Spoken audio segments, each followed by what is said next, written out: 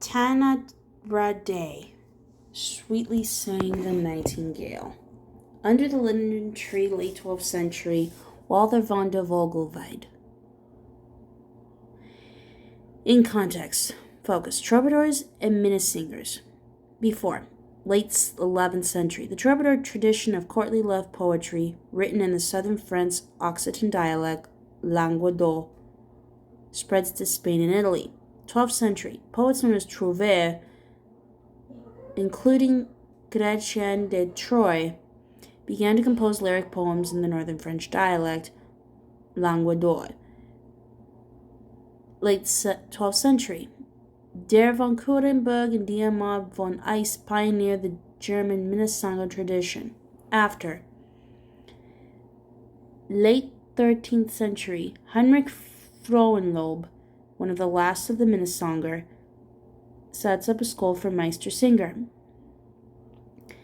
Circa 1330s, troubadour numbers waned before they vanished with the Black Death. 1346 to 53. Entertainment in the early medieval courts of Europe was provided by minstrels who recited or sang epic poems, but in the 11th century, a number of more aristocratic poets, at first in Occitania, southern France, became traveling minstrels.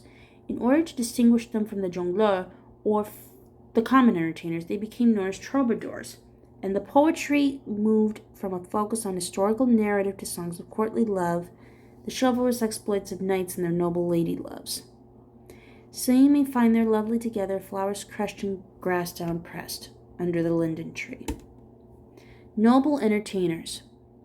Lyric poetry caught on first in northern France and later in Italy and in Spain. In the next century, the noble entertainers emerged in Germany as Minnesänger or Minnesingers.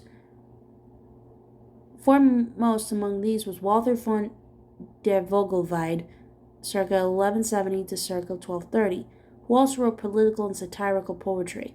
He is best known for his charming Under the Linden Tree, a love poem in the courtly tradition of the troubadours, but distinct in key respects. With its memorable refrain of the nightingale singing Tandaradei, he references the choruses of folk song, and more significantly, some of the poem's most beautiful words are not those of a noble lady, but a simple girl.